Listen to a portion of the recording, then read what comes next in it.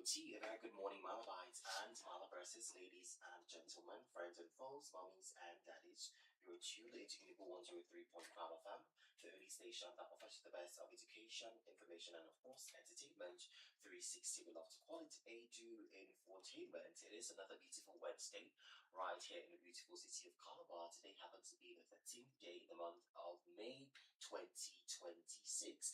How are you feeling this morning? How is your day going? Are you already preparing to go to work, go to school, and just get on with all the activities that you have today?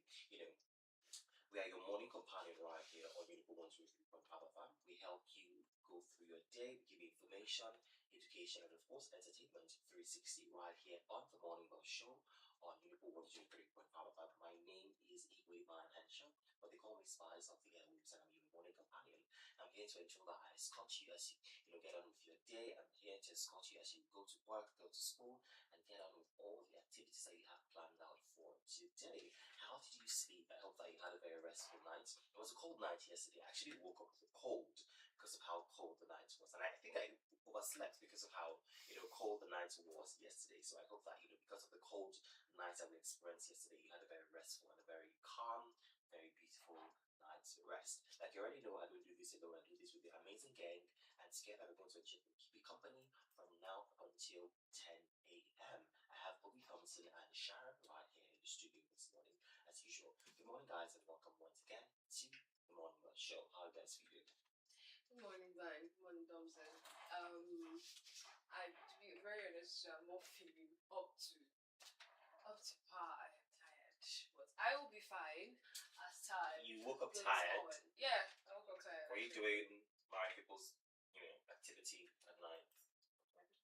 Probably not a baby or activity. No. None of those things. Okay. No, I'm just exhausted. From life, from what is making you exhausted? I think that's what's going to, determine the kind of health that can keep you. What is exhausting you? Work generally. In fact, I have to resign now. I don't understand. No. Just tell me that you're after my life. We are here to provide solutions. Tell me that you're after my life. Solution. So if work is stressing you, just retire. Retire. How long have you been working?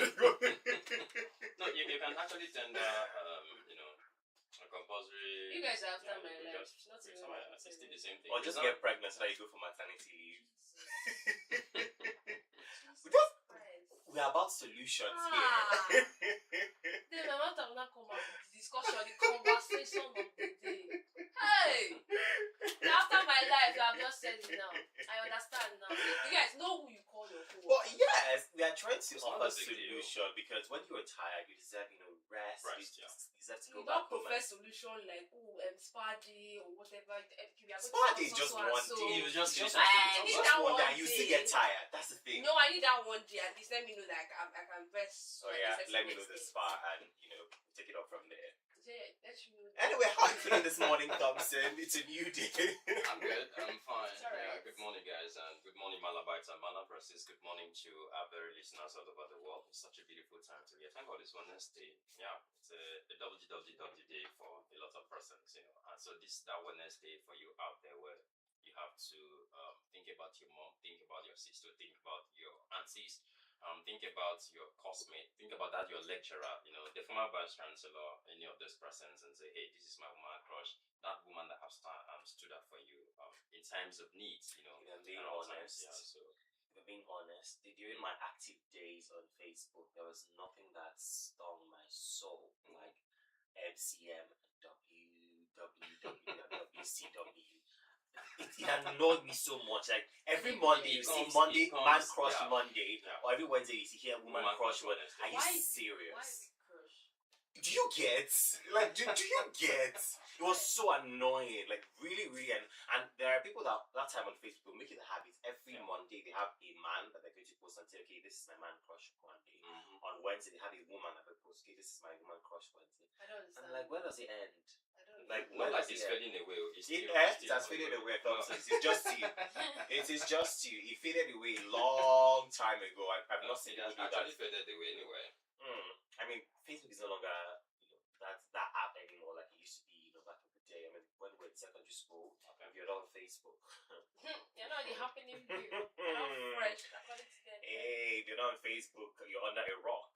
I remember we used to use button phones. Mm. I don't know how we could type this is. Not just type, but type fast. Yeah, JKL. You have to wait. Tap one button like 3 times Yes. to read the data that you want. Oh, We're very fast. Oh my god. But here we are now, just tapping screens. Yesterday I was like, there was this wave of nostalgia that came over me. When we were remembering old adverts, old Nigerian adverts, and the things that we should do when we were little. And I was like, and one of our coworkers was like, you don't need to marry. Because imagine remembering all these things. The things I remember, I asked Imagine very simple remembering question. things. How old are you? I told we were discussing the prices of things before when noodles pack was 25 naira, buy 4 for I think at least I was there. Yeah, and then spaghettis were 220. I think 180. I never ate spaghetti as a child. I did. It was one of our favorite I'm meals. serious. It was I only one of had our favorite noodles. I never had spaghetti or macaroni as a child. I did not like Oh, them. not macaroni. My mom knows how to like do it well. I was like, my mom's good. My mom's good. Shout out to her because I miss her cooking actually. I just miss I want to go home. I want to go and hug her. Like that is one of the things I want to do. But yeah, she makes it taste so good. I remember how I was telling him that if we were born to this generation where we're just seeing like how prices are high and everything, it's not paying us like that. I'm sure it doesn't pay the younger generation now. But the fact that we have gone through all these things. We've seen prices skyrocket over time. Now something that used to be 25 naira is now 250. In fact, it's reaching 300, 350. Do you understand? That's why I think super bag was it 15 naira? Yes. And then it increased to 18 naira afterwards. Imagine that's when 10 naira had what you could buy 10 naira sugar and granules. Like 200 naira is good enough for you to see quality gari, like quality gem gari, and you sip the thing and you are satisfied. Then we don't even have security was not a problem because we barely had people stealing and all this stuff. Although there was Bukaram then, but it wasn't as much as it is now. Stretch now. I told them that then before my company didn't have a gate. We didn't have a gate. Like we'll just come back in the afternoon again, and I think by 3 we had this. It was just TV. Yeah, by 3 we would watch cartoons. And after like from 3 to 4 we watch cartoons. There's SpongeBob SquarePants, Monsters, Aliens, all this ones. And then by 5 we come out and play with children. And then by when the sun is down, everybody goes inside their house. So we stand up and go to school again and repeat the same process over and over again. I saw yeah, I think on Monday I saw students coming back from school and I just asked myself, would you want to go back to like secondary school? Like, if we could rewind time, would you like to go back to secondary school and be a student? And immediately I told myself, hell no. I cannot go back to. I just told myself, just wake up, bathe, go to school, come back, read, and cycle. No. I'm okay with this particular cycle I've chosen as an adult. You don't do. Anyway, you guys have testimony. There's testimony, guys. So as I was coming to work this morning, I realized that the refuse at Owanse has finally been cleared up. Mine has been cleared. But do you know that we have a new problem? Okay. This life, problem not the finish. That's just it. And in Calabar, problem not the finish. So I believe that we need new receptacles in Calabar. Because I noticed that, yes, the refuse has been cleared up, but the receptacles it has holes, like big holes all over it. So even if you put turn or dispose the refuse inside not even some, everything is pouring out again because it has a very big hole. Like there are 2 receptacles in one set. Both of them are very, very bad. So we hope that the government, fine, we thank them for doing the needful for taking out the trash. But we should also, they rather should, ensure that they replace the receptacles because I don't think that thing should be used for 10 years, for 20 years. I think it should be changed. And then it routinely. will make the workers there to get them to pack in the bag themselves with their hands. Yeah. And then heat them properly. I'm sure most of them are not heated properly. So it is now another health hazard for them. Instead of them just using the machine to pick up the receptacle, they're using their hands to pack the rest of the that's come with it. Even some people, they don't dispose their waste well. So then everything will just come on the government. They don't dispose their waste well. Oh, sometimes we are the problem. Sometimes we the citizens we are the problem. I was somewhere on Monday, close to Mount Zion, when it was raining, and I realized that rain was really heavy around 4 o'clock. Yeah. And I just looked into the gutter, and the waters were overflowing, and boom, refuse inside the gutters. Yeah, so a Same lot thing of my person own just sees that opportunity. But why? It's It doesn't really, make any to sense. trash It doesn't the- make the any sense. Waste and all of that. Like we've been saying that all the time. So for you, it's okay for you to do that. But you're not thinking about the other person from the other end. Because these are persons who definitely going to have it hot. Let's say though all of those persons living within the inner waterways. Besides, it's if you go to beach as we speak, all of those persons, trust me, they're not finding it fun staying around that place, especially during rainy season. Because you, on the other hand, you're trashing your refuge on the water just simply because it's raining and so it's flowing very heavy, and so you don't even care how about the other person. How is he going to survive? Most times, those refuge pack those things and then pass through somebody's parlor, pass through the kitchen, and then bust through the other way, and off it goes. Sometimes it doesn't even pass again; it stops in someone's house. So I think we've been talking about agencies of government. We've been talking about community leaders. We've been talking about individuals deliberately and intentionally, doing the right thing. Because doing so, you're really hurting. And you're not also thinking about the aquatic creatures, how they are surviving all of these things. So it's sad that.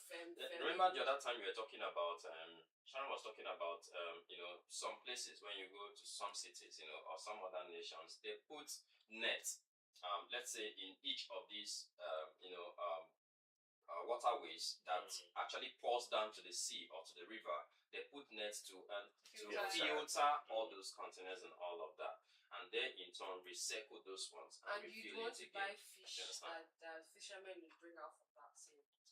And you think it's going to be healthy. It's a cycle. It's okay. a cycle. What you give is what you get. True. So basically, if you are literally putting, if you feel like you're just dumping it, that's now your new dustbin.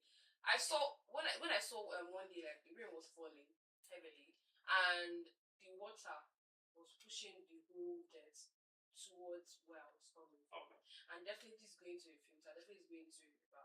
And then all those dirt with different things, a lot of diseases that we don't even know about, infection and everything. And then people are still going to fish in that same water, people are going to bathe in that water, some are going to fetch it to cook. See, what we used to learn in primary school is what's happening in reality. Yes, exactly. Now the thing is, that there's already a policy in Calabar that if you're caught, dumping your refuse in the drainages, you're going to pay a fine and you're going to be, apprehended. How many people have been heard that have been arrested? Because it's one thing to make policies, it's another thing for them to actually implement. Like I've always been saying that as a country, we are good in policy formulations and all of that. But when it talks about implementation, monitoring, and evaluation, it becomes a problem, a huge problem entirely. So I think for you out there listening to us, just like in the university community, the Vice Chancellor have maintained that we must keep.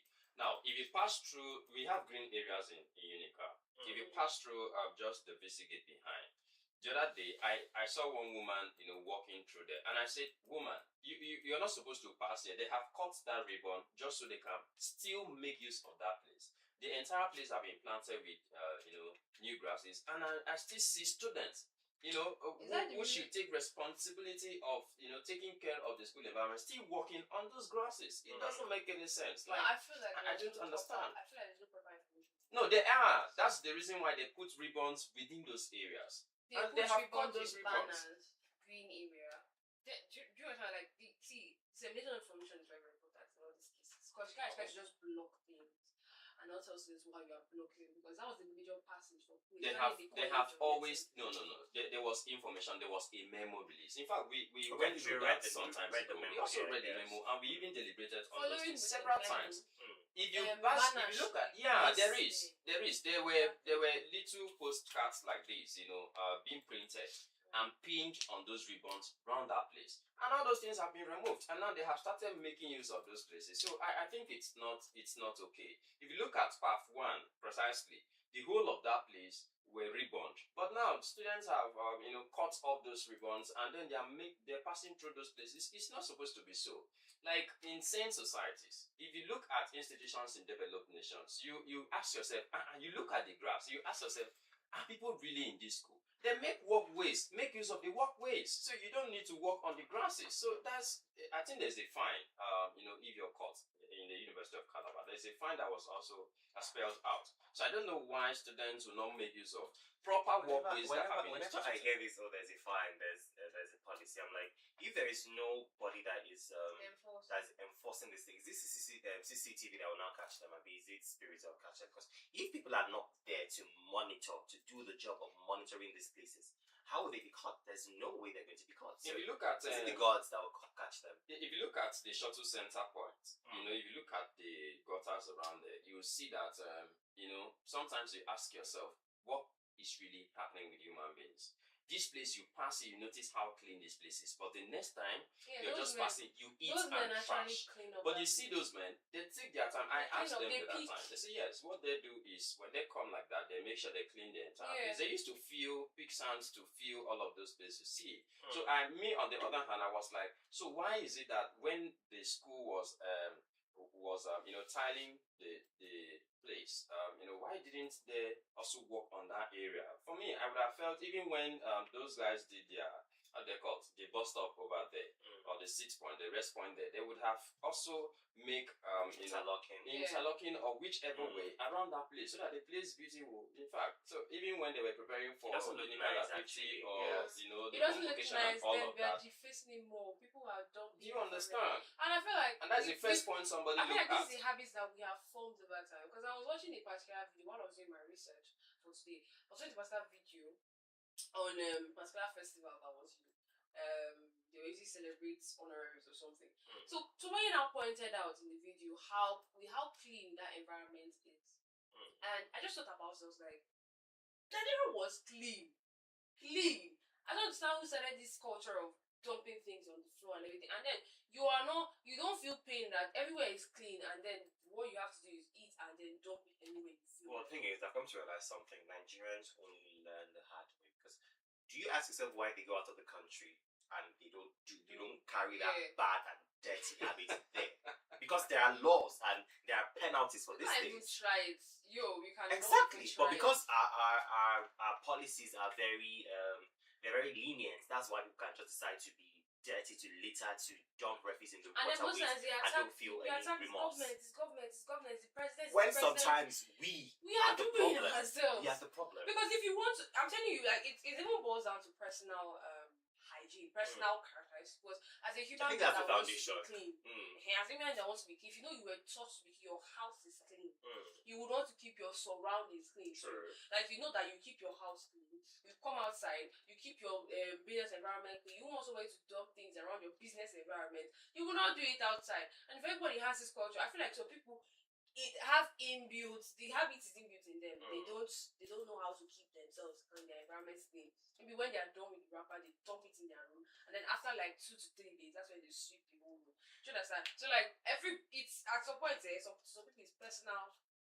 Well, at the end of the day, it's important to we've preached about personal hygiene on this show times without number. It's very important to have personal hygiene. It's very important to take care of your surroundings, because when you can take care of your immediate surrounding, when you go outside, you can also take care of the larger surrounding. And if we practice personal hygiene in cross states in Nigeria, there are certain airborne diseases that are going to be avoided. And if the government can also play their own part efficiently, then we don't have a problem. Anyway, before we go on the music break, it came to our notice yesterday that the famous actor Alex Ekubo passed away at 40 years due to liver cancer. It was a very sad story. I am still yet to recover from that shock, because Alex was one of our favorite actors, growing up, watching him on TV. But just hearing that he passed away and nobody had any idea that he was ill. It was more like maybe he was somewhere, vacationing or something.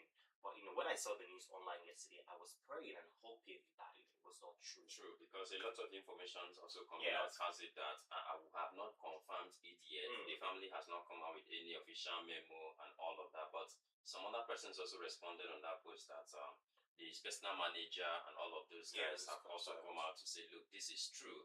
But then, Nigeria sometimes, information just gets spread, and all of that. Before you know it, we definitely get the authenticity of this information. But so far, I think credible sources have noted that, yeah, he actually passed on. Whichever way, if this is true per se, we just hope that he rests in peace. Oh, it's very sad. I mean, life is very fleeting. Do you understand? This minute, you're just strong, heavy, strong and all of that. The and next minute, party. And it's how people will know even. People didn't announce to anybody that. Yeah, that's why everyone is surprised about it. So they just did it. It was the same thing that happened with Chadwick Boseman. That shook everybody. It's actually painful how you made an impact and then you couldn't stay long to just enjoy from the his impact and legacy all of that. is you remember him. Like when I saw his face, I remember the movies he acted when I was younger. I remember it, and at least he created an Indian mark. Beautiful impact in knowledge. Aside from Nollywood, all the stories I'm hearing about him, he was a very good person. He impacted in the lives of people that were around him. But at the end of the day, all we can say is that may his soul rest in peace. We're going back to the music right now. Time check is 57 minutes past hour 7, and we're going to play "See You Again" by Wiz Khalifa featuring Charlie. This one is dedicated to Alex Nicole. Enjoy this music and the number from the previous set. Be back for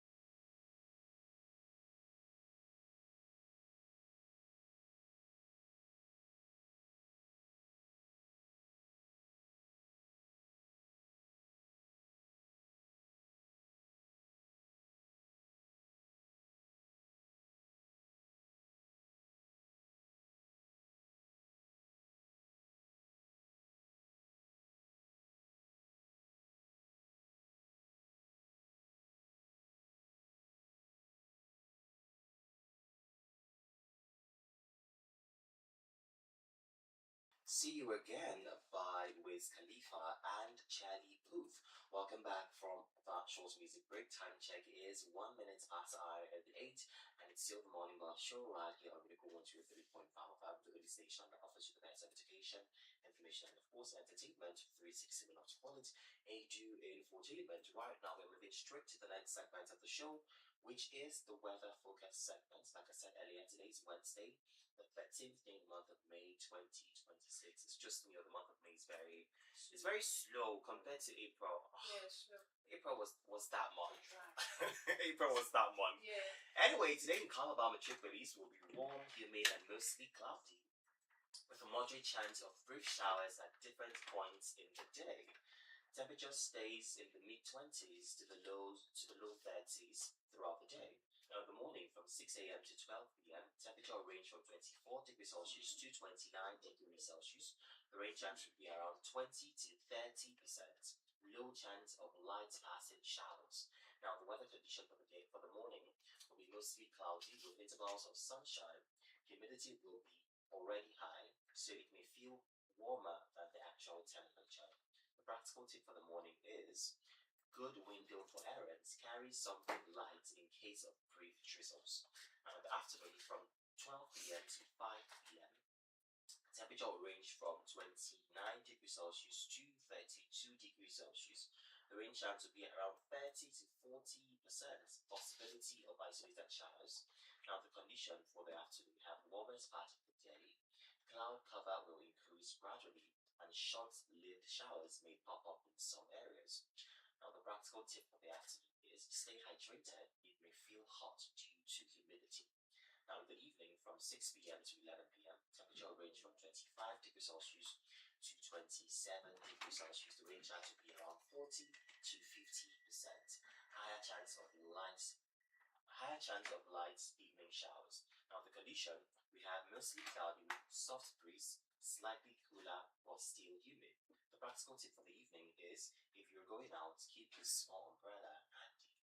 Now, the summary for the whole day is temperature will range from 24 degrees Celsius to 32 degrees Celsius. The rain chance will be around 20 to 50%.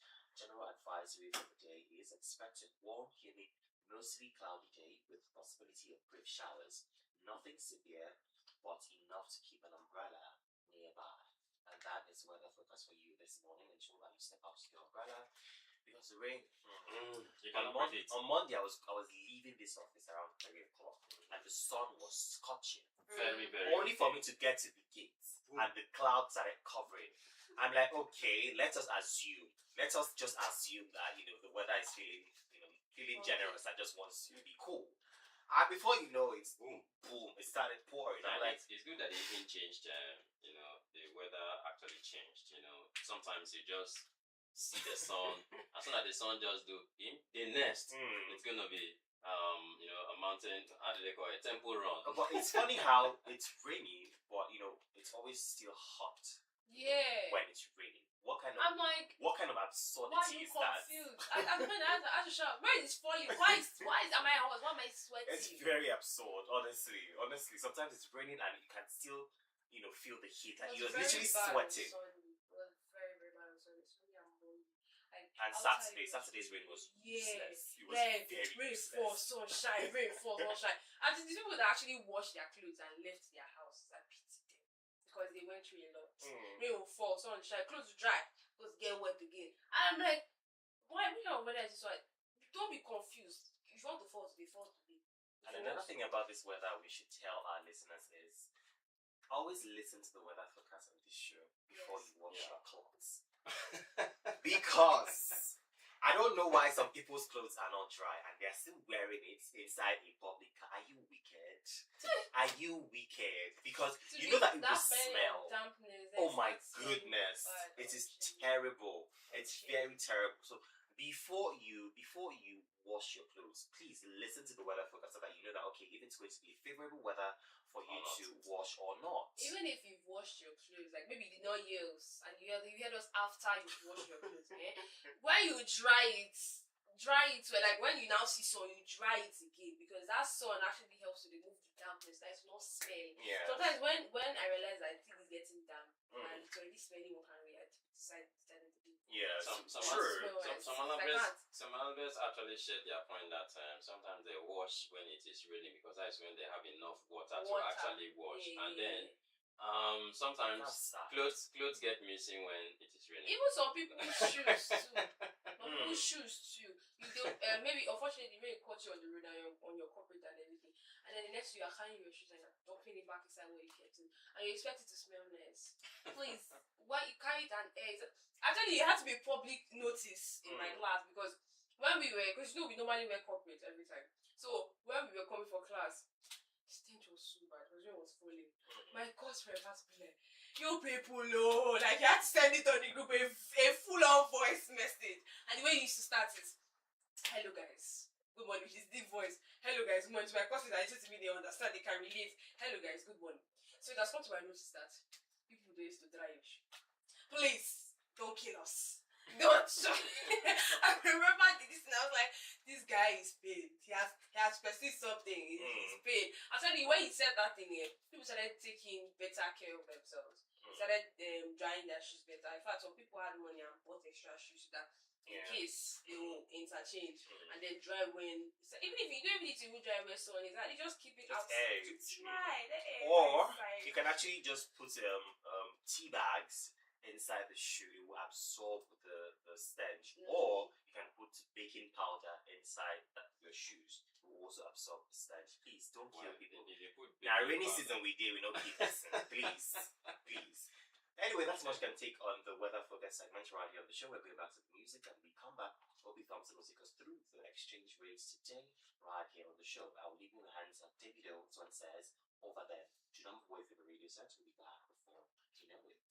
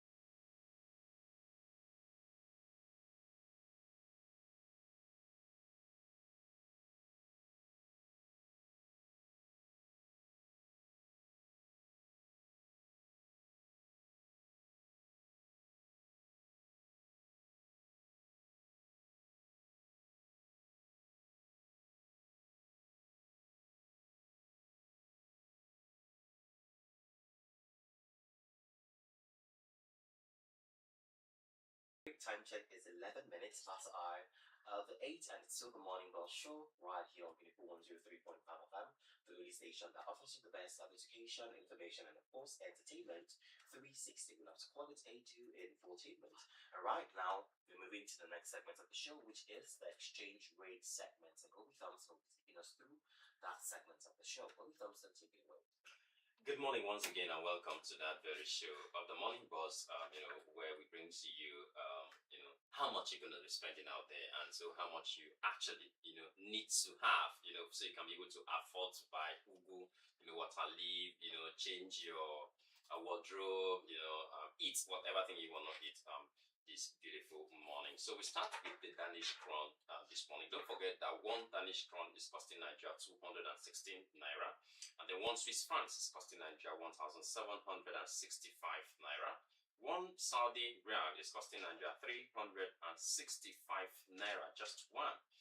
One West African CFA is costing Nigeria 2 naira.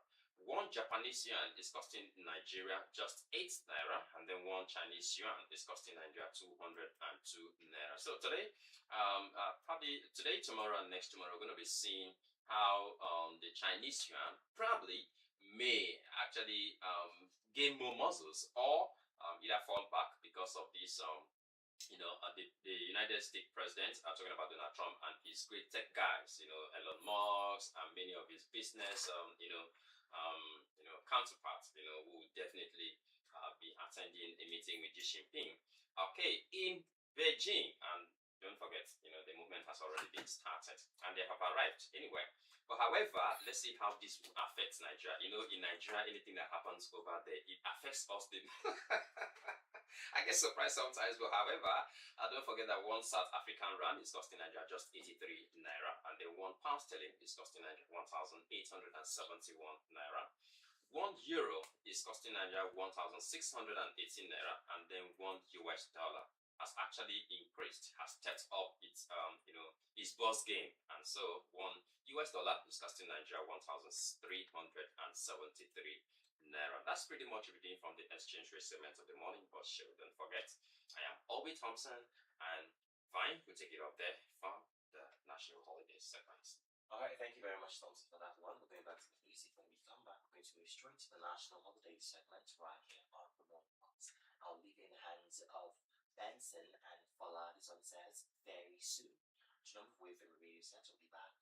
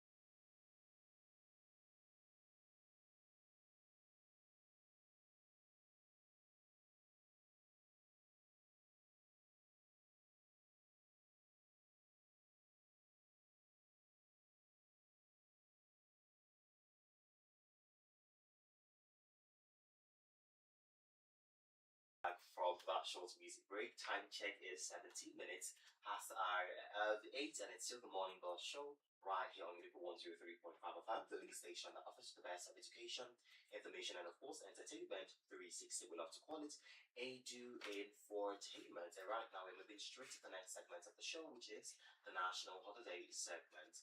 Today, we have two very interesting national holidays. The first one we have is Cough Drop Day. Cough Drop Day. Now, let's talk about nostalgia growing up. I just remember that there was this candy that is called Cough Drop.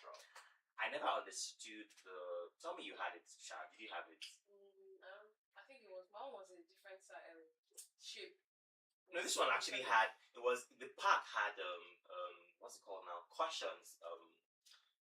Not current affairs questions, like mixed questions. Yeah, mixed trivia questions. Yes, at the back of it. So when you open the sweets, the back has trivia questions and answers. Did you see that? No. It's still Hey, existing. yeah. Yeah, I think some shops still sell. Remember how that banana chewing gum is? That's how the That's cough how the syrup, cough drop is. So when you open it, the back of it has a trivia question. I used to love it just for the trivia questions. Maybe I know it, but I can't remember it. That's what I knew the color of an octopus's blood. That was through the trivia question there. It was really interesting. But yeah, the cough drop is actually candy that has mint in it. You know, people take it when they're having their throat is clogged and when they want to clear their throat. That's when they take cough drop. But for us, it was just sweets. One of those things, and it was cheap. It was the cheapest actually. Back then, that was one of the cheapest candies. So please, cough or no cough, please cough drop. Thank you very much. I think then it was 5 for 5 naira.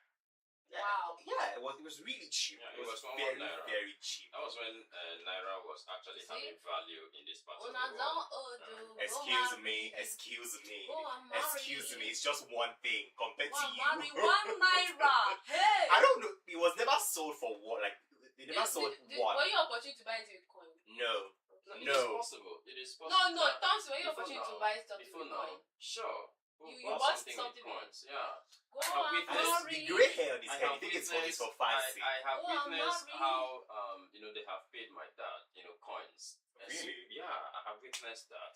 You In don't fact, just do. of recent when the new rebranding of coins came out, I think I still have a pack of it, one full pack of it at home. Of coin. Of coins at home. I think your house is almost like a museum. Museum. Because it's still you that said you have 5 naira kept somewhere. Yeah, I You have have 10 naira, 20 kept naira, See, 50 naira, trust me, 100 naira. one day they will call us and be like, please, we need this, we need to preserve the artifact. Not Where really the artifacts. currency- How much will we pay? We will pay in dollars. Yeah, no, That's the aim. Do you know of recent, people started selling those olden days 1 naira. Yeah, you go to village. In fact, that was why I think my grandfather's box, one of my grandfather's box was actually stolen from our compound because that was part of the places that my grandfather used to keep most of those coins, and they were still there. And guess how much they were selling it? One for 200,000 naira because of what the kind of stuffs that were made of it. So Yeah, people that's were why they looking changed. for it and That's all why, of that. according to economics, that's why they changed to paper because they didn't want a situation where money. The one of the characteristics of money is that in its quality and value, it doesn't have value, but the fact that it's money, Yeah, that's what it's I value mean. based I on it. You cannot destroy and use the things and do that. That's why they stopped. I think that's why they stopped coins because you can easily melt it and do something else with it. Yes. So to avoid all those things, they decided to make it paper. paper. Yes, but we're talking about cough drops. Cough drops, and I think at some point in time, people started adding substances that were not supposed to be. Some people in even cough took it drops. with other substances. Yeah, and which is not actually advisable. So this is actually it's supposed to be taken by itself because on its own it's proven to be effective against cough. Yeah. And the fact that it's also sweet too. It was made up of different herbs, mint, And it has mint inside. yeah, I think I saw it, but I'm confusing it with gummies. Well, you're too old, so you might just I'm too not old. remember what exactly it was. But yeah, if you remember Exactly, cough drop, right. today is Yeah. cough drop day.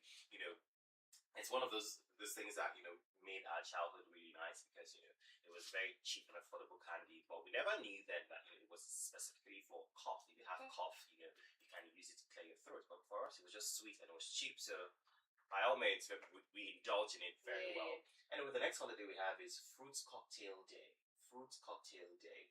Now, if you're somebody that you cannot handle cocktail, because you know that cocktail is made of alcohol. If you cannot handle cocktail, you I can. drank like 3 glasses of cocktail. Were you I landed in the depressed? hospital yesterday. Were you depressed? No, I wasn't. People didn't want it, so I took it. I landed in the hospital the next day. I don't even know I took what one. happened. When something is free. Yeah, we were at a party at a very high. See, when something is high free. status Why party. I'm always against free things. So I liked the cocktail. It's actually Oh, nice. it's The thing nice. is, when you have one, you will have that urge to have more than And one. my brothers were very selective. My brother was very selective. My brother. Especially My when brother it is was my cold. life then. My brother was very selective then. Mm. So he would give me everything he does not want. Mm. And I was like, I was not complaining because my mom would be like, eat now, eat. I'm like, let him give it to me. So I did not know that I would land just the next day due to I was dehydrated. I was placed on drip. I could not. I was very, very. I didn't know what happened. That would have been my case if so there was a time I went out with a friend, we had cocktail, and it was terrible because the amount of alcohol, it was more like alcohol and ice. That was what, and it was, I don't even know, a Long Island. Yes, Yeah. that was what I had. And all through the hangouts, I was now forming hard guy, nothing is solved. I'm good. When I got back home, it was as if they were playing conga drum on my Yeah, head. you're spinning God, like it was God. terrible. But if you cannot handle alcohol, I mean, it's very important that you substitute it with a fruit cocktail so that you will not be Sharon, the next day. Anyway, that's much I can take on the national holiday segment right here on the Morning Buzz. People 103.5 FM. We're going back to the music. And by 8:30 we'll be back, but we have an interview with a representative of the Abito ferry services in the studio. We're going to be having a quick conversation and we're going to tell you why you should travel, with Abito ferry. Stay with us. I'll leave in hands of Ashake. This one says, no need at the top. You're not waiting the radio set. We'll be back for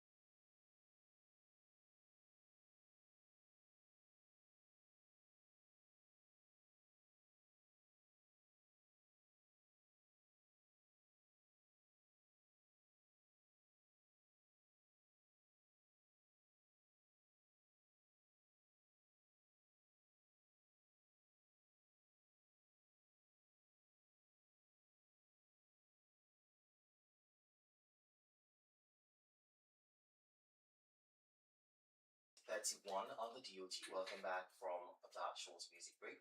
It's still the Morning Bell Show right here on Beautiful 103.5 FM, the only station that offers you the best of education, information, and of course, entertainment. 360, we love to call it. ADU Infotainment. Right now, we have a very special interview segment with a very fast growing maritime transport company right here in the city of Calabar. Now, it's no news that traveling these days is a hassle because of bad roads and the level of insecurities that come with traveling by road.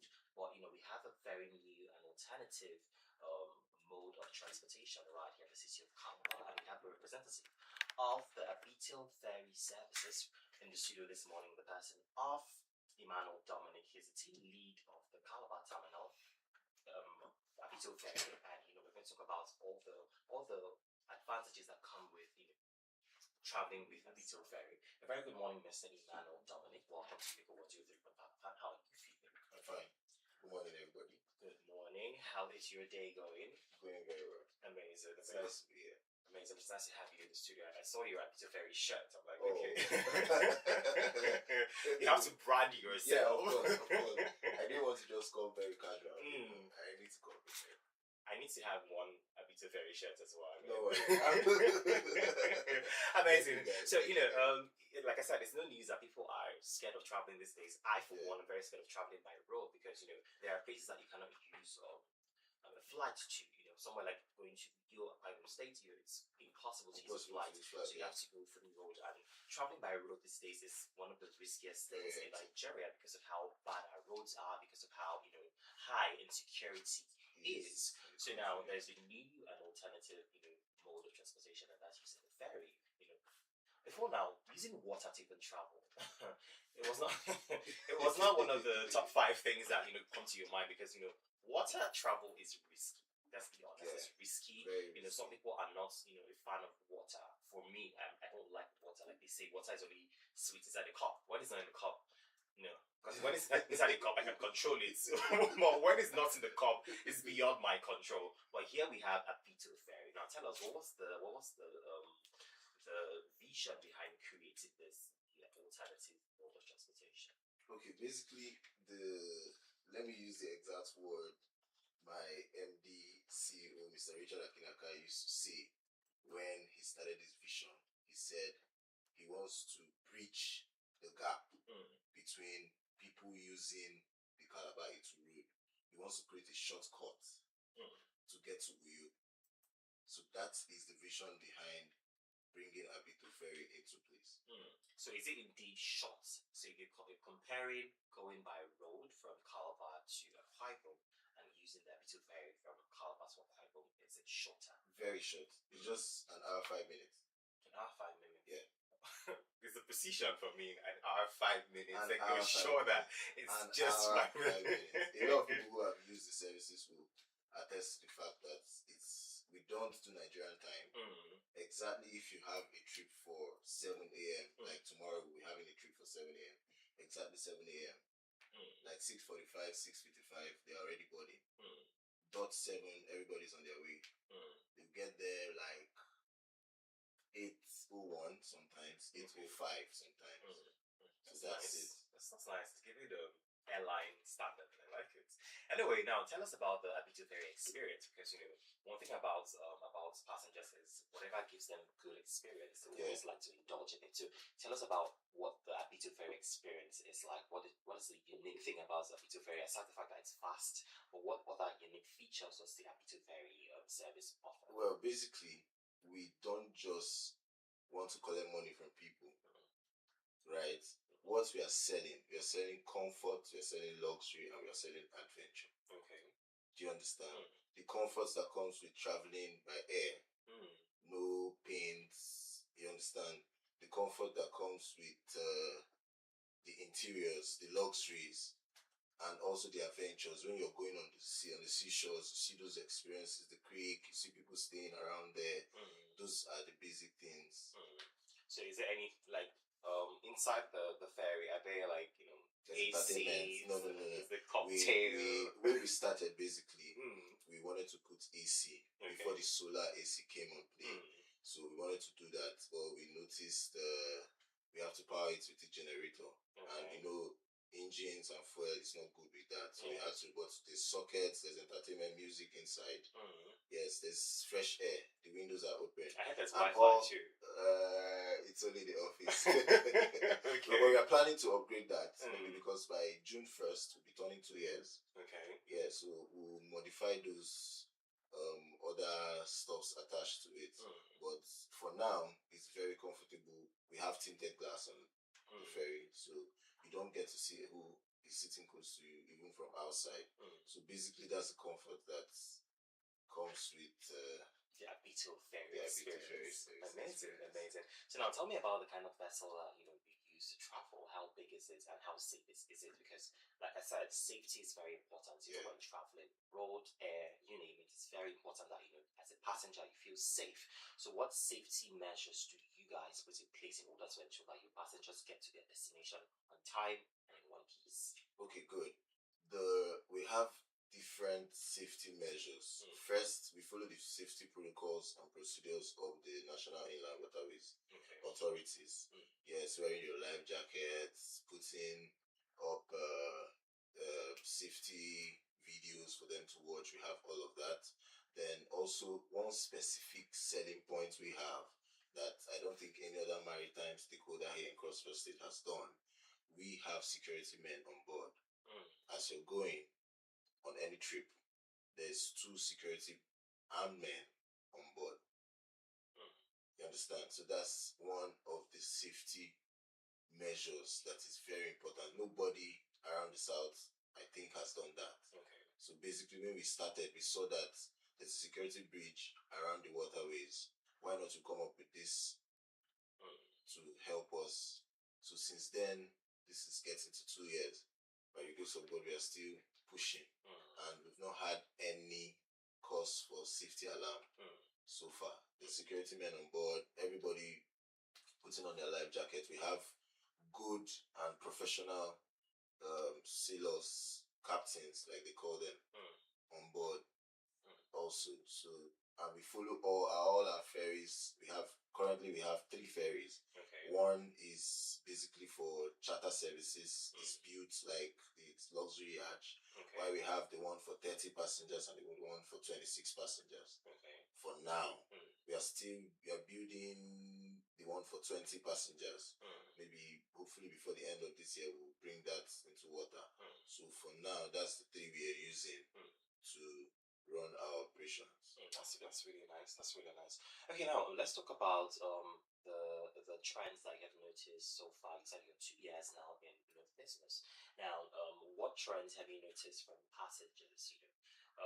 There are times where as a business owner or somebody offering a service, there are certain things that you notice about your clientele or your specific audience, and you might try to want to tailor your service to suit the trends that you've experienced from your passengers. So have you experienced any form of trends so far, so within the last 2 years? Well, we are still modifying our services. Most people will give back their feedback, telling you that this is what we don't want, this is too high, and so we, more especially in terms of, we try to see how we can modify our luggages fee. That's number one. Then secondly, our rescheduling fee. Because if you miss your ferry today, for instance, maybe by unforeseen circumstances, you have to call the office and be like, I missed beforehand. Or maybe if you can get to the office, or most people miss, basically having that Nigerian time mentality, and they come after the departure time and be like, okay, I want to reschedule. No, we started by rescheduling 50%. And people, how the economy is and all of those things, we had to reduce it to like 30% of their fee. So those are basically the adjustments. It's business. You don't try to bend all the time. You try to understand and see how you can ration your services to see how it can suit the people generally, not like bending all together. So basically, that's what we have really tackled. Oh, the average Nigerian always has that African time mentality. So it's good that you're strict on that. Very strict on it. It's very good. It's very good. Anyway, now let's talk about the intending passengers listening to us right now, if somebody is listening now and wants to book the Abito Ferry experience, right? What are the step-by-step procedures to booking the Abito The Ferry? ferry. Okay, booking the ferry services, like if you're traveling to Uyo or you're traveling from Uyo to Calabar, booking, we have a website. Okay. Yes, a one-time website, www.abitoferries.com. Just log on to the website. At the right top, you will see book a trip. You follow the processes. Then at the end of it, you have different payment platforms, either via card, transfer. But if you're doing a transfer, it's via Paystack. Okay. We use Paystack as a third-party payment platform.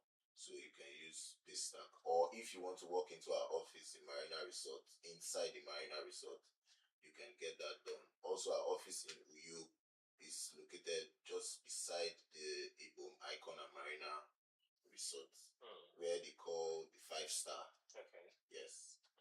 So is it that when you walk into the office, you can also do something like a round trip payment? Because when you fly Yes. by air, you can Yes. also do a round Yes. trip. You can do a round trip payment.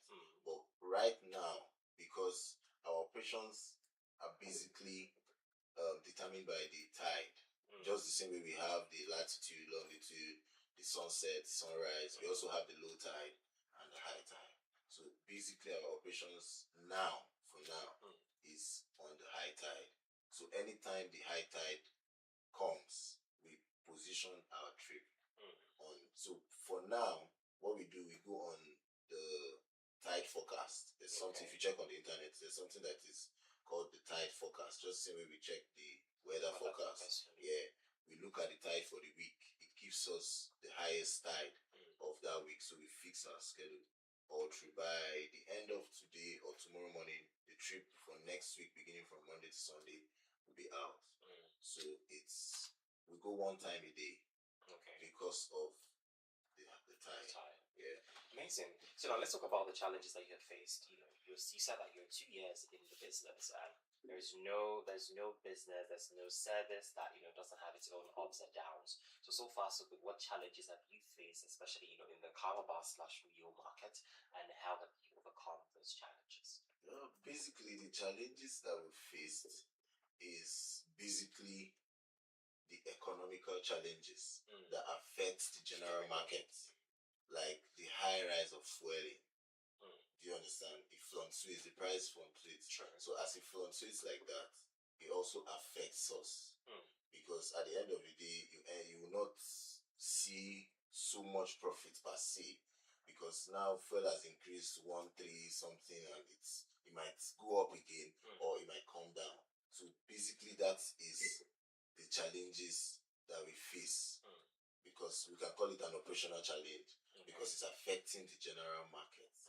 Do you get?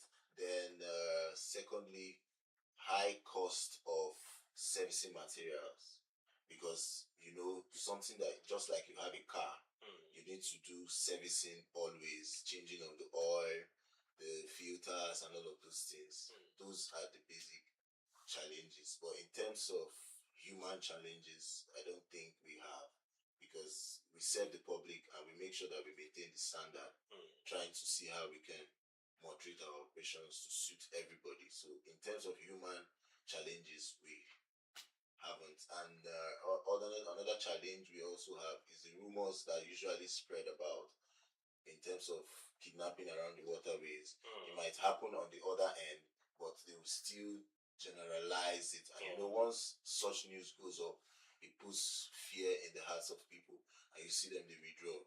They don't mind going through the road again, irrespective of the fact that it's stressful to them. They begin to go that route again. So those are the challenges, the wrong informations that goes out most times. How do you curb misinformation? Well, what we do, like the one that happened last year, what we do, we sent out a press release telling them that our route is safe. Whatever happened on the other route, and we also have armed men on board. So there's nothing to panic, there's nothing to fear about. Our operation is safe, and so far so good. God has been faithful. We have never had anything as such. That's nice. That's very commendable. You said something about fluctuation of prices. Now, if you notice when you're flying, sometimes the prices are high, sometimes the prices are low. Yeah. Does that also happen with a bit of ferry, or is it just go up and never come down? Well, I would say it goes up Mm. and remain up. It goes up and it remains up. Mm. But well, we try to be very diplomatic. Okay. Yes, we try to be human most times. Even if when others want to increase, we might just look at it and look at it again, and be like, let's leave it for now. Let's just look at it and see how it goes. But I mean, most times people would think you make so much money in trying to serve the public, but by the time you go back, you see that it's just a little, but you just need to sustain the business. Because I mean, if the days that it is down and you run away, then what are you an entrepreneur for? True. You understand? Okay, so now let's talk about expansion, because the dream of every entrepreneur or for every business owner is to expand. Right now, I'm pretty sure that there are people that want to go to places like Port Harcourt, maybe even other cities that you can actually use water to go, but they cannot, because right now the Beetle Ferry is just limited to just Calabar and Uyo. So are there plans of expanding, from just the Calabar to your route to other parts of Nigeria that can actually be, like you can actually go through water? Yes, we are planning on expanding. Yeah, but until then, my boss will give us the news. But we are working on something. Okay. We are working on something. So for now, but the news will come out very soon. Amazing. So now, lastly, how can passengers reach out to Abito Ferry services? On social media, the number. How can they actually contact you, maybe for complaints or inquiries? All of that. Okay, to reach out to us, we have a number, the Calabar and the Uyo number, Okay. which I'll call. We also have social media pages: TikTok, Instagram, Facebook. Just type at Abito Ferry. It takes you to all the social media, both on Facebook. We have 2 accounts on Facebook. We have 1 account on Instagram. We have 1 account on TikTok. Okay. Just type Abito Ferry, and it takes you to the social media pages. Okay. Then our number in Calabar is 070 77 600 307. I'll call it again: 070 77 600 307. That's for the Calabar. Then for the Uyo, we have 070 77 44553. 070 7744553. Amazing. Thank you so much, Mr. Emmanuel Dominic, for coming to talk to us about Abito Ferry. To you listening right now, and ensure that you book Abito Ferry services today. If you're going to Uyo, ensure that just use 1 hour 5 minutes. Yeah. That is a short time compared to if you're going through road. I've been to Uyo through road, and it's not funny at all. So it is just use a more reliable, more convenient. Because one thing about especially the student community is that they will pay for their convenience. It's very important. It's very good. Yeah. Convenience is very, very important. So ensure that you book your ferry this morning. If you're going to our time today is by 3:30. You see, by 3:30, before 4 something, you're already in Uyo. Yeah. So ensure that you book the Abito Ferry service and enjoy comfort. He said that there's entertainment in the ferry, there's security. There's What else? lifestyle. You can take pictures for the gram on the Abito Ferry. You get to ensure that you choose convenience, you choose luxury right here on Abito Ferry. Anyway, that's much you can take on this second edition. So going back to the music, when we come back, the morning bus shows continue, and ensure that you listen to the news flash by 9 a.m. I'll leave in the hands of Tyler. This one says push to start. Do not move away from the radio set. We'll be back before you know it.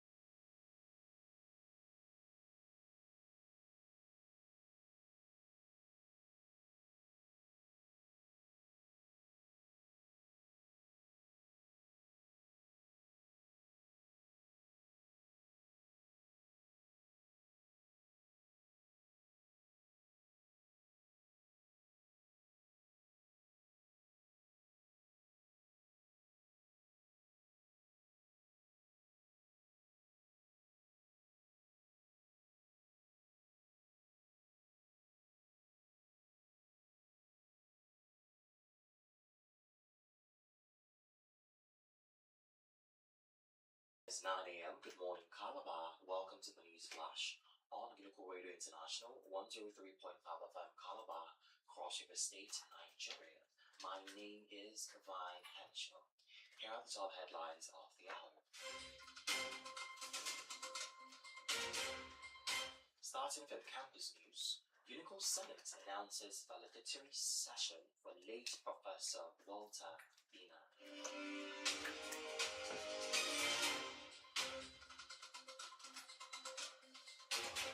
On the state news, Cross River State government agencies support displaced families after a Tung fire disaster.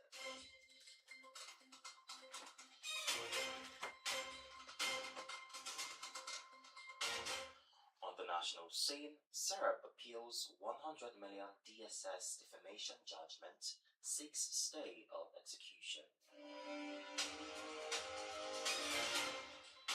Away from Nigeria, Lebanon says 2 paramedics amongst 13 killed in Israeli strikes. In the world of entertainment and lifestyle, tributes bore as Nollywood actor Alex Ekubo dies at 40.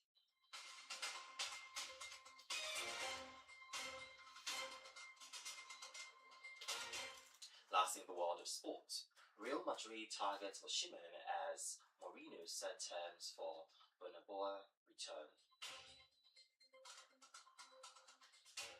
If you have news reports from your areas, hostels, departments, and faculties, please call our news hotline on 0809 4444 058. You can also follow us on all our social media handles. On Facebook, we are Unico Radio International. On Instagram, TikTok, and X, we are Unico Radio. Please do away with any form of discrimination and nepotism as we strive to build a united nation. And always remember, as Malabites, Malaverses, and Cross-Riverians, we are known for reasonable action. Details of all this news and more coming up by 1 p.m. I am Vine Henshaw. Stay tuned and keep it locked right here on Unico Radio International, 103.5 FM Calabar, Cross State, Nigeria. The Morning Bus Show continues shortly. Stay very close to your radio set. Good morning.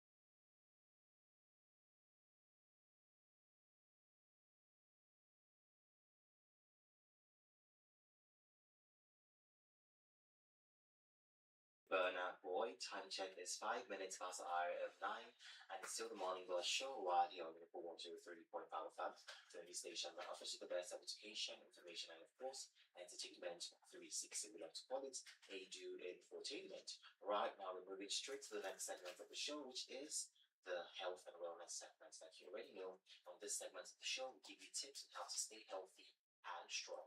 Sharon has something very special for all of us this morning. So, Sharon, take it away. Well, today's health and wellness segment is about the health benefits of egg. Of course, now that they will see you. Spoiler alert, Sharon eats more than 5 eggs every day. It's not more, it's Jesus Christ. Relax. I have I don't eat up to 5. I can't, mind you. I don't eat up to 5. Yo. I have a friend who does a lot of that. Sometimes she can actually sit down to finish a crate of egg within 2 days. I was in a room with someone one time and he went out to buy dinner and came back with 4 eggs. I'm like, what's the dinner I went to buy? He said, this is dinner, 4 eggs. I'm like, who turn to mother hen so that we'll know? I surprise them. I feel like I'm slowly turning again. No shade to them, but definitely, like, I don't know. I understand their love for egg, actually, because it's one of my best, protein supplements. So eggs are one of the most nutritious and versatile foods you can eat. They are often called a superfood because they pack a lot of health benefits with small serving. You can basically take like 1 to 2 with small eggs. serving, okay. That's rich coming from you. That's rich coming from you. You guys, only 3 eggs are eating a day. I don't understand. And it's at intervals like morning, afternoon, night. I hear Do you you. understand? So like, 'cause I need it. I need it, and I've suddenly gotten addicted. But so well, and one of the health benefits is that it's rich in high quality protein. It's high quality. So when you're eating egg, you're eating high quality. And his egg contains all 9 essential amino acids. Amino acids are like the simplest form of protein. So it contains 9 essential amino acids your body needs. This makes them a complete protein which supports muscle growth and repair, strong bones, overall body maintenance. It also boosts brain health. Eggs are a great source of choline, a nutrient important for brain development, memory, and cognitive function, and also the nervous system's health. It also supports eye health. Eggs contain antioxidants like lutein and zeaxanthin, which help protect against age-related vision problems and reduces the risk of cataract and macular degeneration. It also supports heart health when done in moderation. Eggs, despite past concerns about cholesterol, research shows that for some people, eggs can increase good cholesterol, that's HDL, meaning high density lipoproteins. They don't significantly raise heart disease risk when eaten in moderation. It also helps with weight management. Now this is where I come in now. This is the reason why I consume it. Eggs are very filling due to their protein content, and they reduce hunger and cravings. And they also help control calorie intake, and they support weight loss when included in a balanced diet. It is also packed with essential nutrients. Eggs provide important vitamins and minerals such as vitamin B12, which gives energy and helps with nerve function, vitamin D for bone health, iron for oxygen transport in blood, and selenium for antioxidant support. It's also good for the skin and hair. The protein and vitamins in eggs support healthy skin, strong hair, and nails. So when they say what's part of proper hair and skin care is balanced diets. Eggs are a very, very beautiful example of the proteins you need in your diet.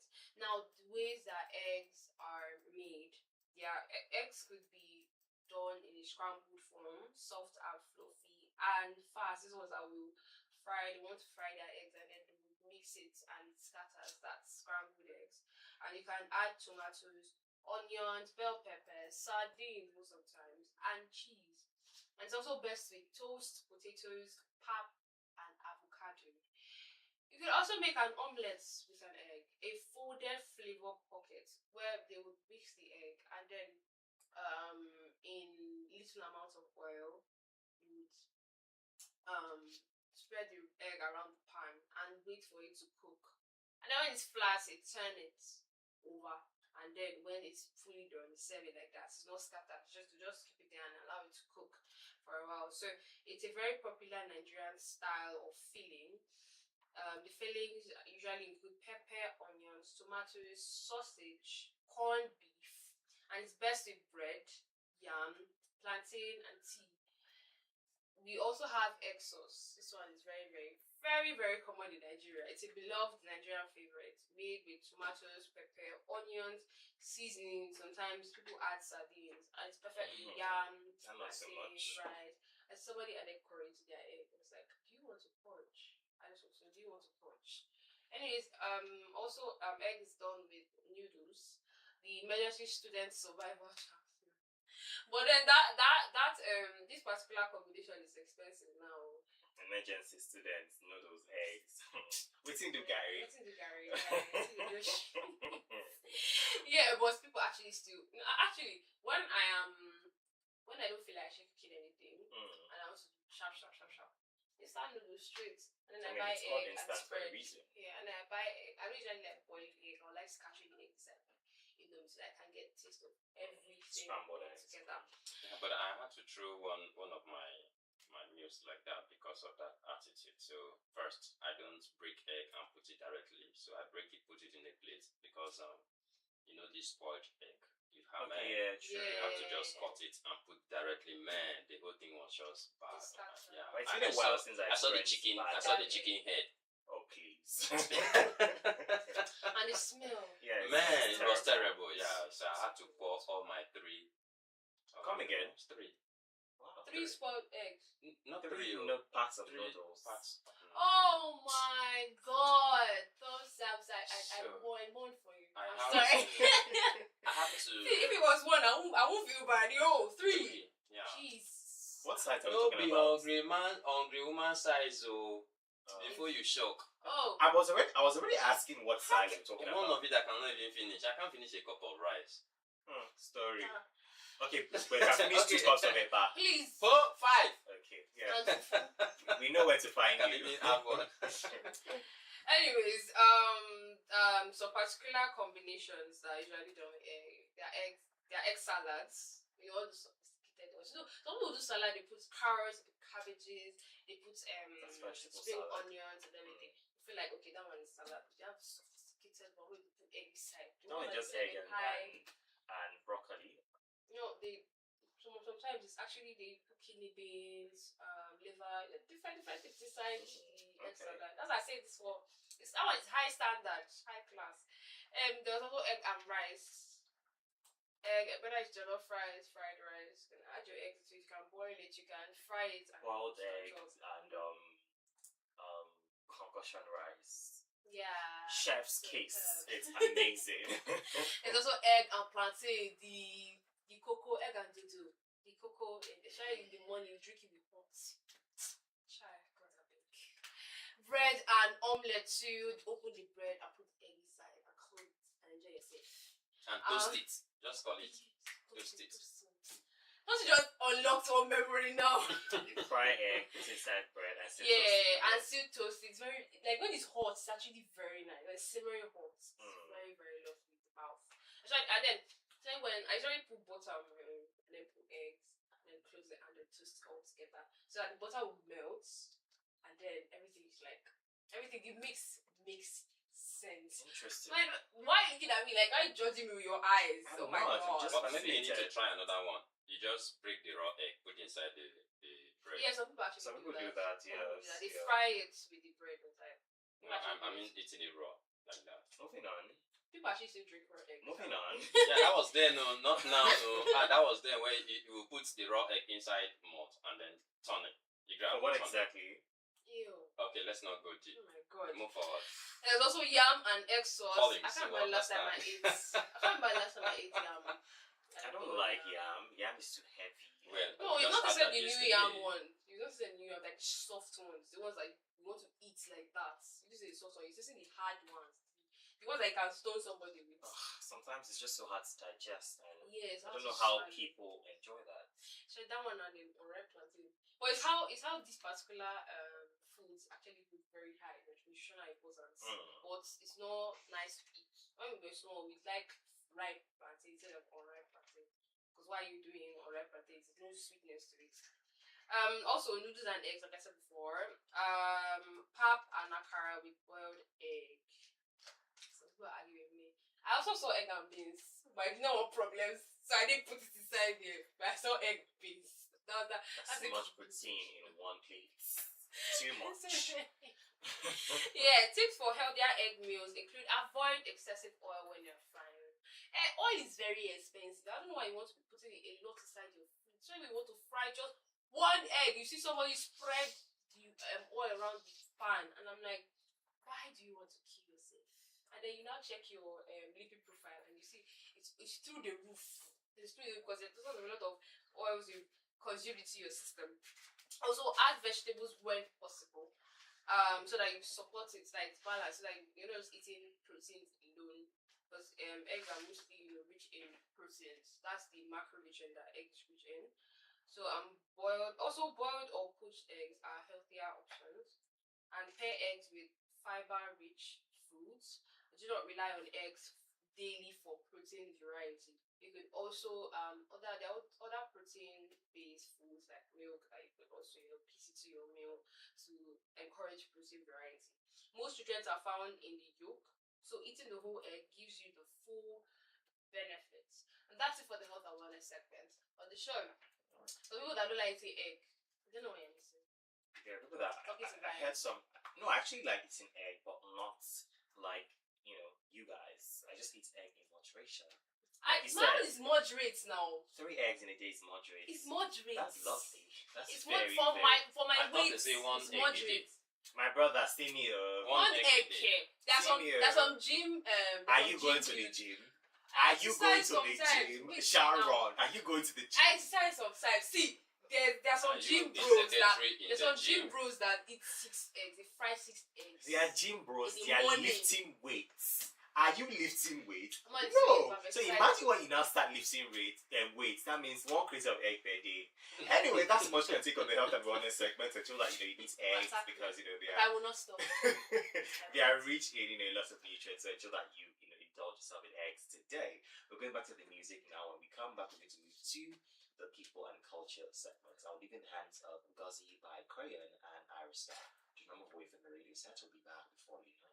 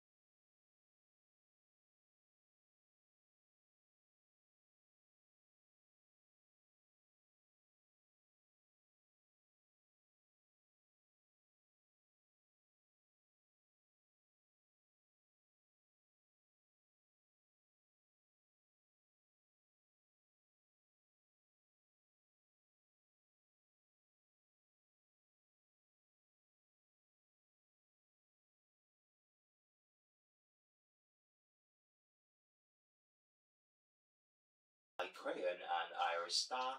It's still the morning buzz show right here on Miracle 103.5 FM, the only station that offers you the best of education, information, and of course entertainment 360. We love to call it ADU Infotainment. Right now we're moving straight to the people and culture segment right here on the show.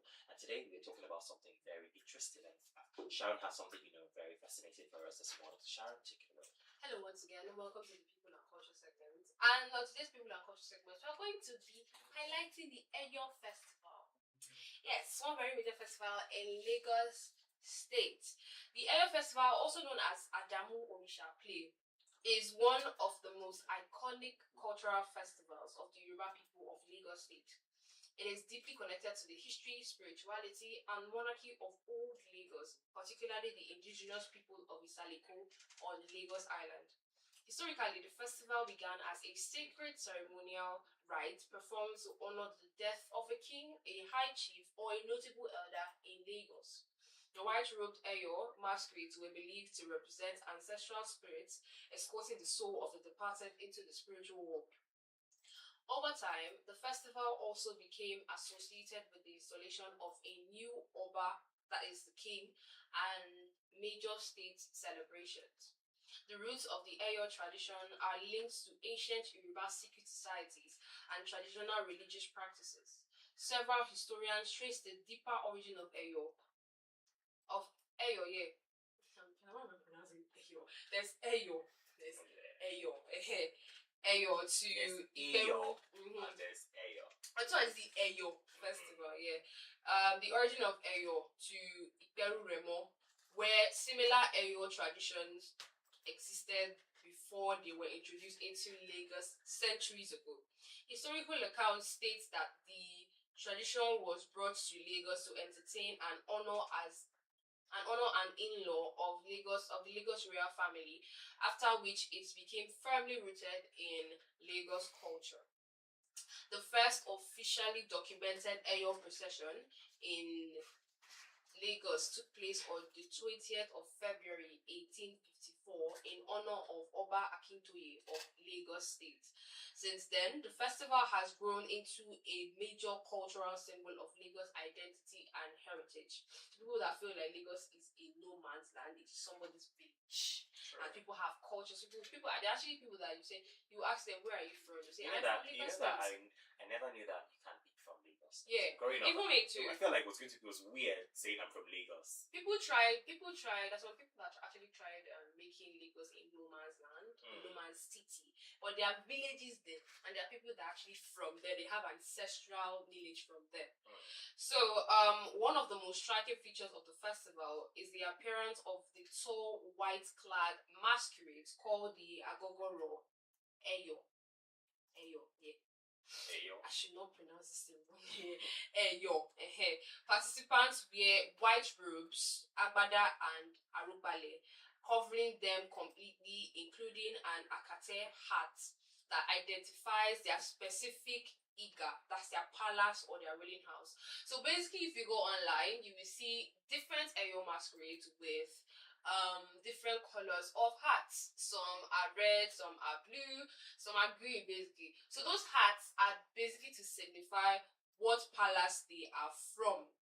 Now, the Eyo carries the Eyo carry a plastic. Is this Eyo from our own side? Yes. That is etching my head. Anyways, the Eyo carries a palm branch known as Opambata, representing purity, ancestral guidance, and protection. Each group of Eyo is identified by different colored hats representing various traditional lineages and ranks within the festival hierarchy. During the procession, the masquerades dance through Lagos Island and carry the Opambata staff, while traditional drums such as the Bedu and Koranga are played. Unlike many annual festivals, the Eyo Festival does not occur every year. It is held only when tradition and occasion demand for it, such as royal funerals, coronations, or important state commemorations. See those ones that involve the governor of the state or high notable leaders in Lagos. That's when you see the masquerades actually coming outside to be part of the celebration and festival. In modern times, it has also become a major tourist attraction and cultural showcase for Lagos State. And now some taboos, it's forbidden to wear the Eyo costume overnight or to cross bodies of water while wearing it. See, I don't know why that is, but that's one of the taboos that is unexplained. Cultural significances include that it symbolizes respect for ancestors and departed leaders, royal authority and continuity in Lagos monarchy, unity among indigenous Lagos families, preservation of Yoruba cultural heritage, and spiritual cleansing and renewal of the community. Today, the festival remains one of the strongest visual symbols of Lagos culture, turning the streets of Lagos Island into a flowing river of white garments, drums, chants, and essential traditions. If you go online, you would and do your research on the festival, you would hear the chants I'm talking about. The chants are mostly in Yoruba, and they use it to, they praise these noted leaders, and then while the Ego masquerades are actually dancing. So it's actually one festival that it reminds people that Lagos actually has people in Lagos have their own culture. So in Lagos State have their culture. It's not Lagos is not a no man's land because it was the commercial capital of the country. It is also someone's village. Yeah. It's not because people have come to inhabit the place, Yoruba, Igbo, Hausa, Efe people, Ijo, I think when you go to Lagos you see people. I know people from Ijo, I know people from Urubu. I know Tiv people here, I know Igala people that are in Lagos. Some are even born there. Yeah, exactly. So they feel like, oh, it's a no man's land. It's like a city in America or something. But basically, this reminds us that Lagos State has a culture, and then there were a lot of villages in Lagos before it was modernized to this point. So yes, I still encourage you to do more research on this particular festival. Trust me, I find it interesting. One of it I also get to remember and discover is the fact that when you talk about masquerade like this, I've also expected you to talk about women generally, and this particular culture, women do not participate by putting on the full regalia of this particular masquerade. Like in every culture. So that's the same thing that plays out, whenever we're talking about equality in our society. Sometimes you say, no, anything that man do, woman want to do. Some past equality, we don't want to have. Like for example now, the Ekwe masquerade, a lady can't put on that. So that is why we're talking about sometimes when you go to places and they say this tradition, don't do this, don't do that. You have to follow the rules and regulation of that particular tradition. And also, secondly, I think wearing the full robe is reserved for only men. And I also have other rules like, during this time, women don't tie their head. We need this period. And also, there's one the hairstyle called suku. So women don't shuku. So women don't also make it within that period of time, as well as shoes and sandals. So women don't put on, in as much as you're within that environment, that vicinity, you don't have to put on those. And also smoking, no smoking generally within that that environment. That makes it quite unique. It's such a beautiful one. I think they used to bring half one when they come to cultural festival in Calabar. Culture. It's not everybody asks everything. Even children, there are some cultures that don't allow children to do certain things. Exactly. Remember sometimes ago you were asking whether those kind of cultures should be disbanded. That was not the context. Don't quote me wrong. That was not the context. No, but when we're talking about are there traditional these things that should deprive people from actually expressing themselves? I would say, look, there are time for this. There are cultural context that people should actually do this, and there are some ones that say no, this particular one is a no, you don't have to do it. Well, those ones that are basically the ones that say, oh no, this one we don't even want it to even exist. Well, it's notable that the Lagos state people from Lagos they actually respect the women and totally respect the men, and trust me, I'm sure most of the women don't want to even wear the masquerade regalia. Sure, it's not just there, it's everywhere. That's why it's about context. Yeah. Anyway, that's much can take on the people and culture segment. We're going back to the music. When we come back, we're moving straight to the conversation of the day because of time. I'll leave it in the hands of Ash. And this one says, hey, yo, jump away from the radio set. We'll be back before you know it.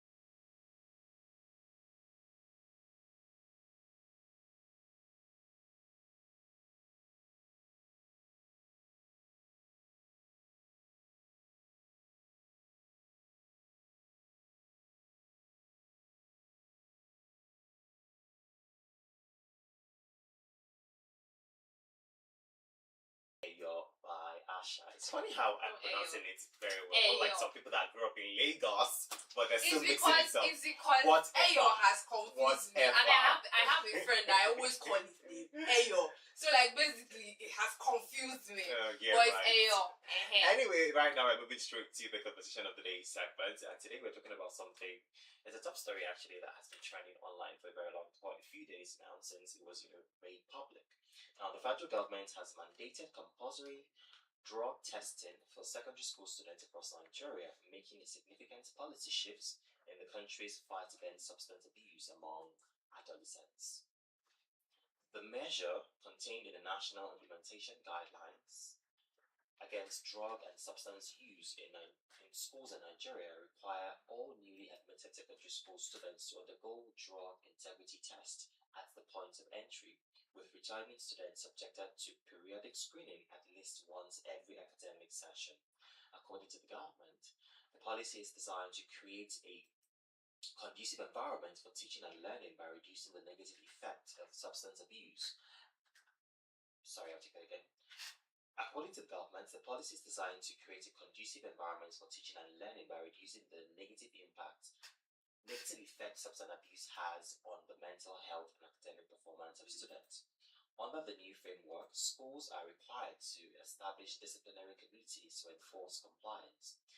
Violent incidents linked to substance abuse must be reported to law enforcement agents, and students who refuse prescribed treatment or rehabilitation procedures face temporary suspension pending stability.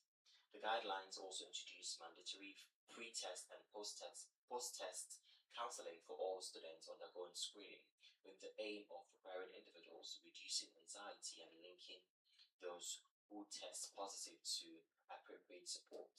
The policy follows a high-level meeting between Minister of Education Dr. Tunji Alausa and NDLEA Chairman Brigadier General Buba Marwa, during which both parties agreed to form an interministerial technical working group to drive implementation. The minister also endorsed a review of the secondary school curriculum to include updated drug education models. The move comes amid growing concerns over rising cases of drug abuse among Nigerian adolescents, with education and health stakeholders warning of its impact on academic performance, discipline, and mental health. What do you make out of this? This has caused a lot of people talking as to why this is coming on. A lot of people are calling this a misplaced priority because they believe that it's absolutely unnecessary for this policy to be introduced into secondary school education. But let us know what you think this morning. 0809 4444 I'll take that again. 0809 4444 You can send an SMS to that number or send a WhatsApp message to that same number, and we'll take it right here on the show. Do you think that this is a welcome development? What do you think about this compulsory drug testing for secondary school students? Let us know this morning. 0809 4444 I'll take that again. 0809 4444 How are you sure that this particular? You see, it's a welcome development. It's a welcome development. I mean, in a country that's supposed to be developed. Now, how are we sure that they will reach all these rural places? And then you've not even start with the educational standards of some secondary schools. It's nothing to write home about. And then at the end of everything, you want to still come and test your children for drugs. Mind you, the reasons why some of the students take drugs because of the fact that they are facing very, very deplorable conditions at maybe school or something like that. Is that you excusing? I'm not excusing it. Okay. I'm not excusing it. But my own is tackle the main thing first. Are these children comfortable? Like, are you children comfortable? If you're coming to do drug testing, can you sit down comfortably in the classroom? They sit down to do this drug testing? Is the question. Are they comfortable? Is their learning, is their environment of learning suitable enough? That is where you start with. before you move to drug testing or whatever. Aside that, let's talk about sustainability. How sustainable is this development? Exactly. Because And it's then what's something the about follow-up? exactly. It's just something about reaching rural communities where you have schools, because we don't just have schools in the metropolis, right? We don't just have the big schools. We also have the schools that are for low and middle income earners. Yeah. Right. So how sustainable is this policy? And funny And how who they are is the ones that paying? need it. Who is paying for this drug testing? Because we all know that that's a service that needs funding. So who is paying? Is it the school that is paying? Is it the student that is paying? Is it the government that is paying for this drug testing? That's a very valid question at this point. Because Maybe on the other hand, this is where the borrowings, probably the monies that the federal government are borrowing, not gay, please. probably they want to use this to actually conduct this. But if you ask me, I think there was a certain time when Nigerians were talking about this indiscriminate accidental discharge of bullets from our security personnel, okay? And then Nigerians were saying, don't you think they needed all of this? So if they have channeled it to already organized institution like, let's say, our security outfits, let's take the army for instance, okay, and say, okay, we have 1,000 personnel in Nigeria. Out of these 1,000 personnel, we want to carry out 1,000 tests, and you conduct that 1,000 tests, and then whoever is found guilty, periodically, not just you one-off. one off, because they can stay up to, and when they say, oh, next month they are coming out throughout this week, nobody want to test anything, so that the test will not come out the way it is and all the way it should be, and all of that.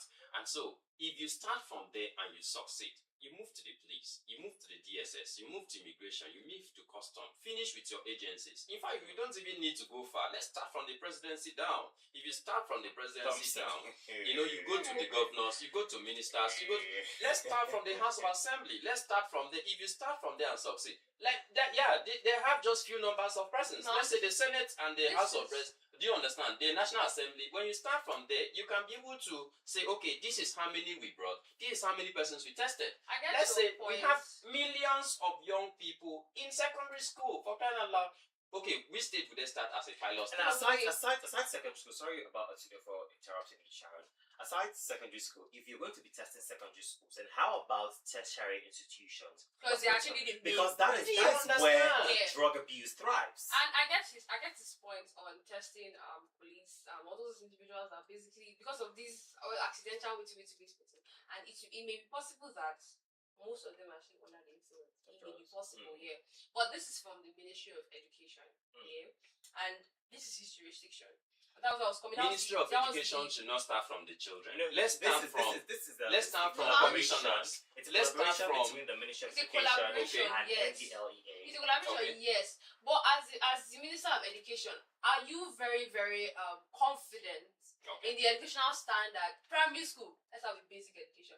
Primary school, are you proud that some primary school students actually have conducive environments to learn? That the average They are primary school not students concerned can about easily. those things. But How those children sit on that That's the rain, point I'm sit saying. on Now, that sun, can you sit have with the this child to dilapidated- test this child? they for don't drugs? have toiletries, they Thing don't is, have anything. Don't you guys think that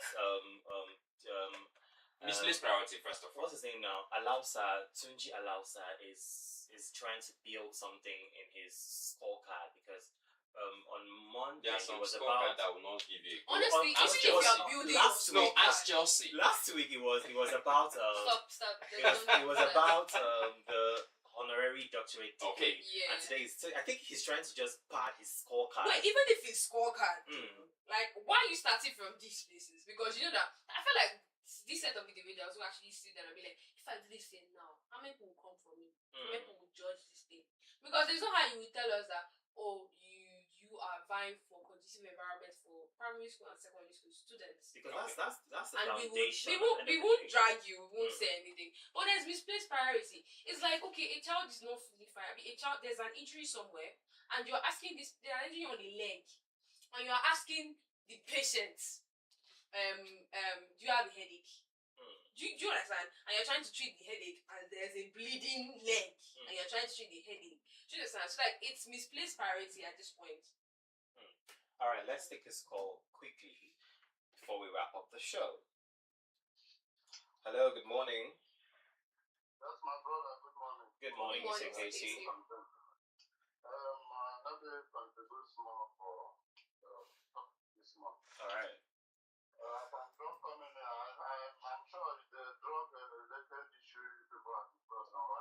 Yes, we are. The federal government just introduced a mandatory drug testing for secondary school students across Nigeria. Allah. Let Allah is teaching us to just lie. Are you with me? What happened to National Assembly members? It's not from them. That's where they're supposed to start. You know, leader live by example. And the child or children learn from their parents. Okay. You know, Absolutely. so if you come to think of it, who will fund the whole of the drug testing they are talking about? My question exactly. At the end of the day, you will start collecting money from these children. Say you have to pay 1,500 for drug testing. And then people will still stand there and use it for exploitation. You get my point? So I don't know what is wrong. There are so many things in society for parallel we need to attend to. Not to draw. You understand? Look at police. Look at all those other participants. Look at them. You know, how will you start testing drugs? My brother, let me raise my case this morning. All right. Thank you very much, Mr. Casey, for calling. We'll enjoy the rest of your day. You see the question I asked? Who will fund this thing? Typically, Thinking about it from a very rational perspective. yeah. That's what might happen. They might tell But- students, okay, you have to pay Yeah, you have 1,015 for drug testing. Who send you a message? And another thing is, do they actually make substance abuse education available to these students? Because Yeah, that's some people another actually don't know. important Some students don't factor. It's very important for you to actually take this drug education to the students. Tell them, okay, this is the harmful effects of drug abuse, yada yada yada. But I don't think these things are even done in this in their curriculum. Then you're now coming up with drug testing. Make it make sense. Even if we have that in the curriculum, for instance, do you understand? In which environment do you want to train these children? That's what I'm Do you want saying. to You have use to and train train environment. these children Would you be for them proud? to understand? Would you even be proud to Do you understand? take a picture and say, okay, we did drug testing in a dilapidated building? Like Yeah, even you the can picture sit itself down. will tell you that it is possible that even grow things like that even within the school environment. What do you want to explain? How do you want to explain it? Do you understand? So it becomes These a big children are problem. not comfortable, and then you want to come and do drug testing. How is that even possible? First, who will answer you? Or they Some can even children start will from answer their you. parents. Okay, if Some children will answer you. they can start Now, from their parents. You see, we have like three levels of education, Okay. and you started with secondary school. Meanwhile, secondary institutions that actually even need this research because most of them do social abuse. We have about, let's say, in University of Colorado, we have about 10,000 people. How do you want to start doing drug testing? How do you want to do this? And when do you want And to start and then if it starts in the university, I promise you, you're going to pay every year, every session, you pay drug testing. drug testing? And then what's another guarantee that these children will not be stigmatized? What's another guarantee that these children will not be traumatized? But then Because they said you're something about doubling- allegedly sending them to therapy and counseling. And we all know that therapy in Nigeria, well, we bless God. Because, that's Therapy in Nigeria, most times, That's like shooting true, yourself in the leg. because some of these therapists and counselors are judgmental people, right? Not just judgmental, they're like, they're most of the times they're employed to actually get this information from you. So that they will know, they will send it to the next, like, as for counseling, you're supposed to be confidentiality Confidential. matters. But basically, most of them are actually just employed to get information from the students and report to the higher authorities. So they that can make something can be headlines done. out of it. Exactly. So that's the reason. That's the reason why an average Nigerian child will not want to come to any counselor for any form of counseling. Like for example, now my guidance counselor in secondary school, rest her soul. She was good, yeah, but most of the time her job was basically not for counseling. It was mostly for your results. If you have bad results, you come and they tell you, you did this, you did that. Then if you get good results, she will commend you. But once you get bad results, the kind of thing she be saying. So most of the times you don't come there to. She wasn't even that kind of welcoming person. It was that with. So most of the time she will not. We didn't actually see her as a counselor. So as just another staff. But we mostly have teachers then that come and speak to.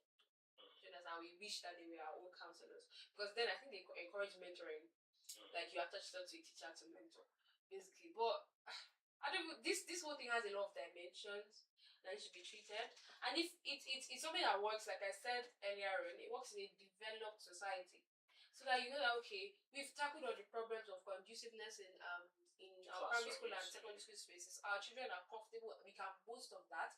And so we still understand that some children are going through some disorders and we need to do drug testings for this. And you can be able to sit with these children.